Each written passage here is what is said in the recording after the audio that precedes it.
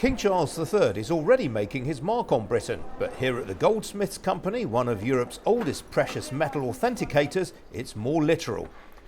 Hallmarking is a legal requirement for the sale of precious metals in the UK, and it's a regulation that dates back centuries.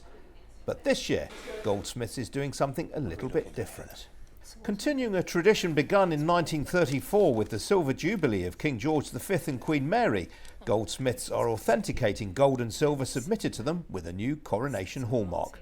Hallmarking is Britain's oldest continuous form of consumer protection, and it goes all the way back to the year 1300. So this is the time that the first Hallmarking Act is passed.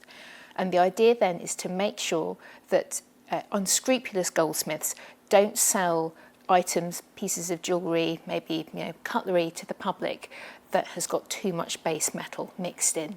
Because for most people, if you just look at an item, it looks gold or it looks silver, but you can't really tell quite how pure it is.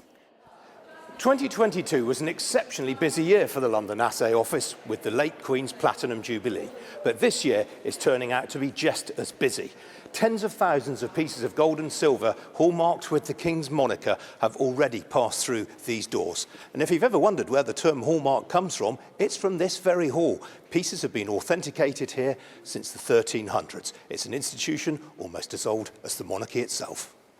The process used to involve the new stamp of approval had to be sanctioned by the British Hallmarking Council and can be applied by punch or laser.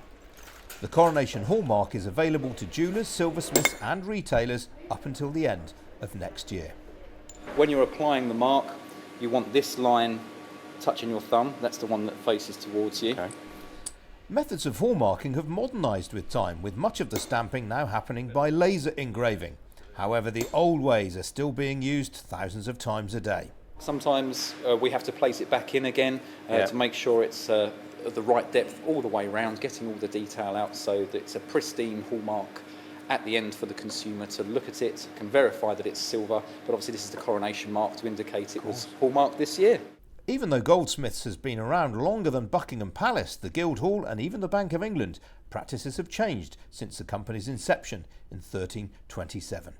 We've invested heavily in X-ray testing equipment and lasers for hallmarking that allow us to process items extremely quickly and minimising that disruption to the supply chain. All that glitters isn't gold, but this coronation has all the hallmarks of a historic occasion.